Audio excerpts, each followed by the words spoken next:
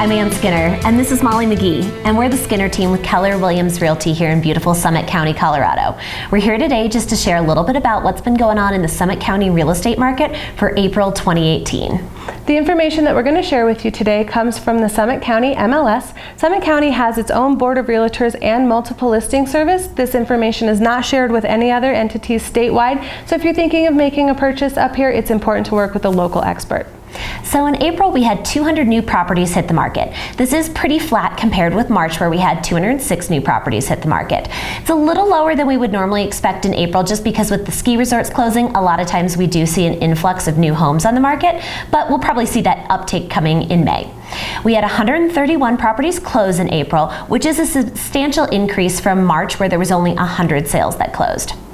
The average price for those 131 sales was right around $711,600, and this is showing a 2-month in a row downward trend in our monthly average pricing. We don't think that this is necessarily part of a larger trend. It's most likely just a product of the kinds of properties that came on the market over this winter. So part of what probably contributed that is that our price bracket for $500,000 and below actually accounted for 45% of all of the sales in April. That tells us that a lot of people who own properties in that price bracket are choosing to cash out on the equity and deciding to sell. We also had an interesting number this month regarding the average number of days on the market as well as the price point that they're selling at. Homes were on the market for an average of 60 days and sold for about 98.5% of their listing price. But I think this number is a little bit misleading. A well-priced home is going to move very quickly. Also, 45% of the home sales from last month happened at or well above their listing price. What that tells us is that there are a few statistical outliers where people were really trying to push the price, and that kind of affected our averages. Going into the following months, I think we're going to see that trend change just a little bit, because we did see interest rates hit 4.75% this month.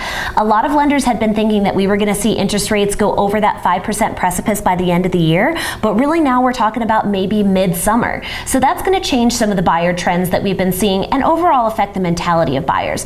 They're going to take just a little bit longer to make decisions, think a little bit longer about which home they want to buy. So as a seller, you've got to be prepared to potentially negotiate a little bit more on your inspection items or have your home on the market just a little longer.